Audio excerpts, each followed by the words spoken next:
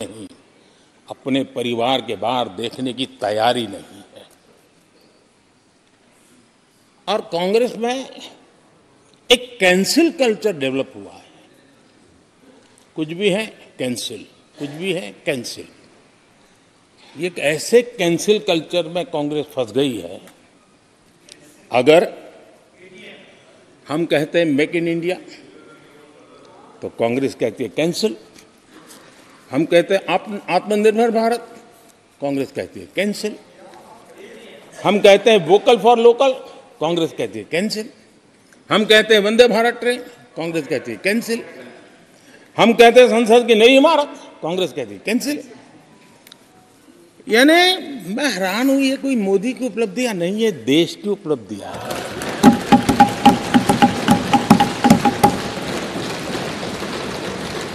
इतनी नफरत कब तक पाले रखोगे? और उसके कारण देश की सफलताएं, देश के अचीवमेंट,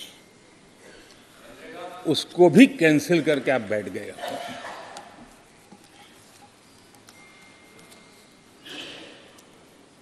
आदरणीय अध्यक्ष जी, राष्ट्रपति जी ने विकसित भारत के रोड मैप पर चर्चा करते हुए आर्थिक पहलुओं पर विस्तार से चर्चा की। अर्थव्यवस्था के मूलभूत जो आधार है उसके की बारीकी से चर्चा की और भारत की मजबूत अर्थव्यवस्था को आज पूरी दुनिया सराह रही है। पूरी दुनिया उससे प्रभावित है और जब विश्व संकट से गुजर रहा है तब तो उनको और ज्यादा अच्छा लगता है। G20 समिट के अंदर सारे देश ने देखा है कि पूरा विश्व भारत के लिए क्या सोचता है, क्या कहता है, क्या आशा करता है।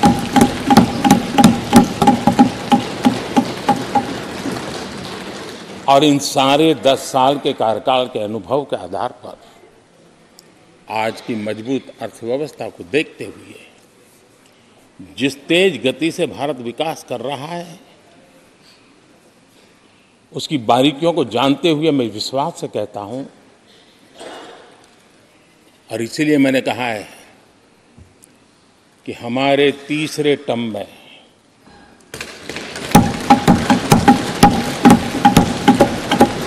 भारत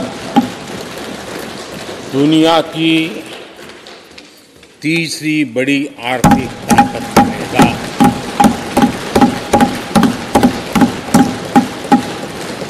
और ये मोदी की गारंटी है।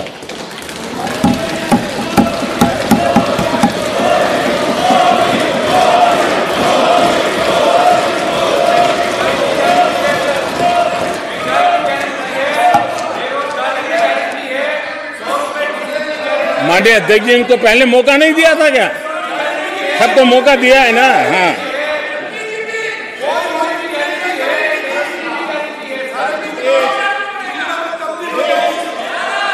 आदरणीय अध्यक्ष जी,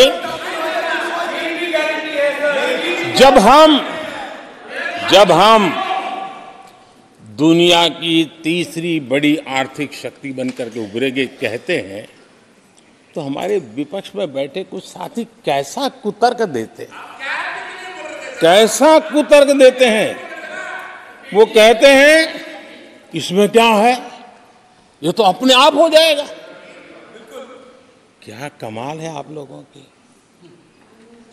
मोदी का क्या है, ये तो अपने आप हो जाएगी। मैं जरा सरकार की भूमिका क्या होती है इस सदन के माध्यम से देश को और विशेष करके देश के युवा मन को बताना चाहता हूं, देश की युवा शक्तियों को बताना चाहता हूं कि होता कैसे है और सरकार की भूमिका क्या होती है।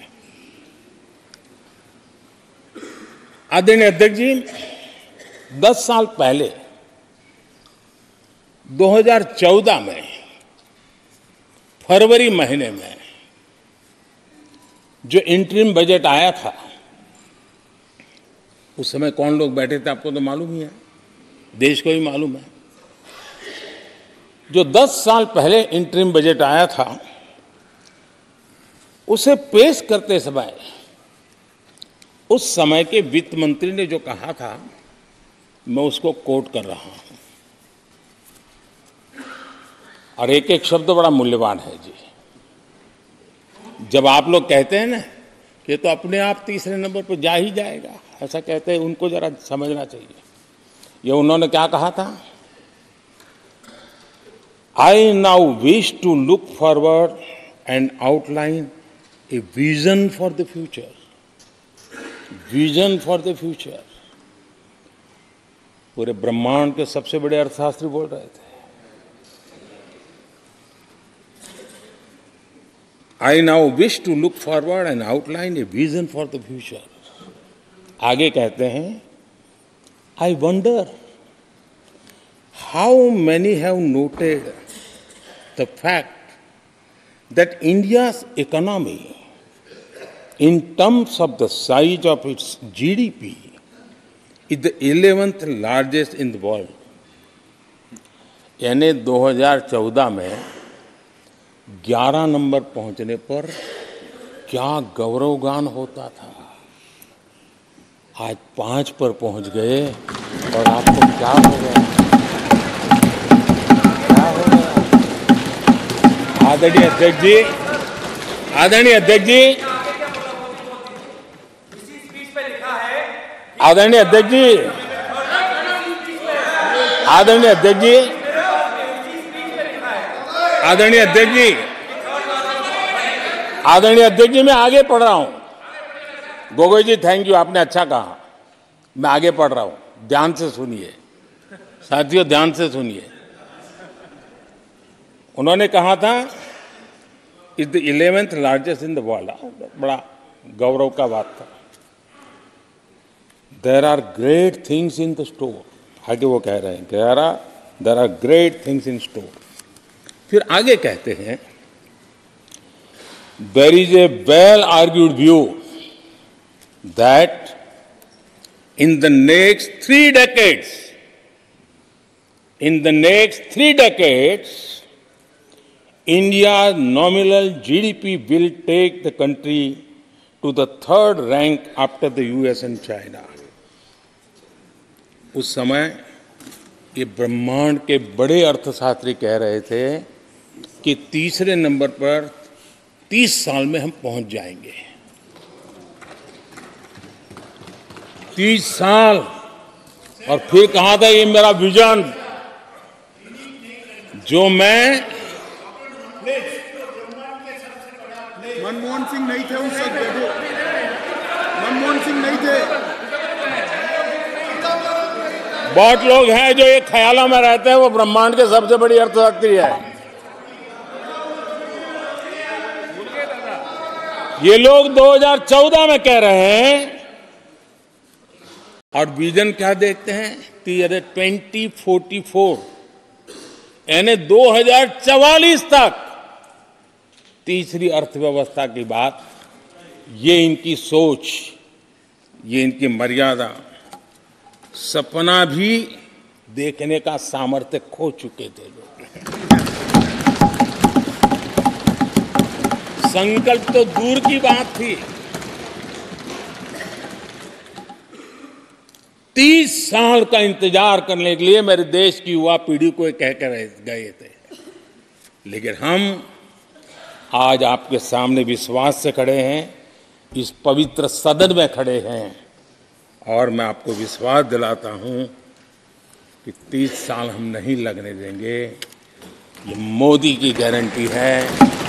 मेरे तीसरे कार्यकाल में देश दुनिया की तीसरी आर्थिक शक्ति बन जाए।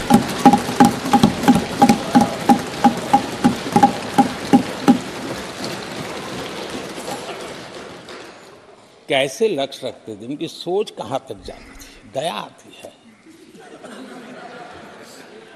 और आप लोग 11 नंबर पे बड़ा गर्व कर रहे थे, अब 5 नंबर पहुंचा दिए जी। लेकिन अगर 11 पर पहुंचने से आपको खुशी होती थी तो 5 नंबर पहुंचने पर भी खुशी होनी चाहिए। देश 5 नंबर पर पहुंचा, आपको खुशी होनी चाहिए। इस बीमारी में फंसे पड़े हो। आदरणीय अध्यक्ष जी, भाजपा सरकार की काम करने की स्पीड, हमारे लक्ष्य कितने बड़े होते हैं, हमारा हौसला कितना बड़ा होता है, वो आज पूरी दुनिया देख रही है।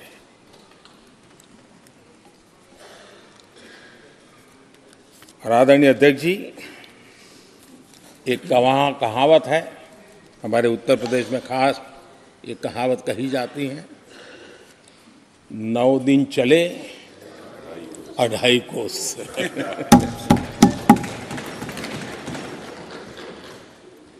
और मुझे लगता है कि ये कहावत पूरी तरह कांग्रेस को परिभाषित कर देती है।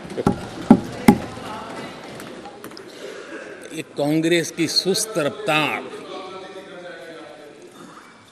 कांग्रेस की सुस्त रफ्तार का कोई मुकाबला नहीं। आज देश में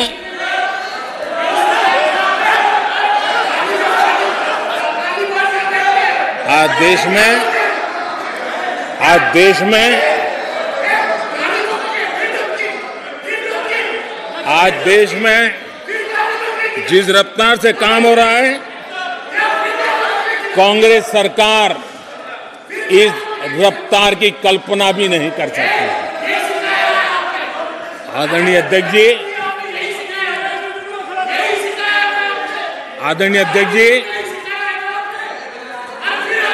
शहरी गरीबों के लिए हमने 400 घर हमने गरीबों के लिए, आदरणीय अध्यक्ष जी, हमने गरीबों के लिए 4 करोड़ घर बनाए।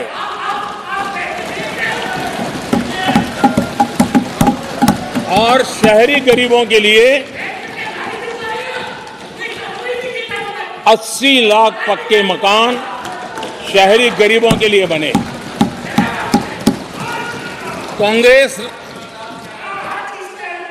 अगर कांग्रेस की रफ्तार से घर बने होते तो क्या हुआ होता, मैं इसका हिसाब लगाता हूं। अगर कांग्रेस की जो रफ्तार थी उस प्रकार से चला होता तो 100 साल लगते, इतना काम करने में 100 साल लगते, 5 पीढ़ियां गुजर जाती। आदरणीय अध्यक्ष जी, 10 वर्ष में 40,000 किलोमीटर रेलवे ट्रैक का इलेक्ट्रिफिकेशन हुआ। अगर कांग्रेस की रफ्तार से देश चलता, इस काम को करने में 80 साल लग जाते। एक प्रकार से 4 पीढ़ियां गुजर जाती। आदरणीय अध्यक्ष जी, हमने 17 करोड़ अधिक गैस कनेक्शन दिए। ये मैं 10 साल का हिसाब दे रहा हूं।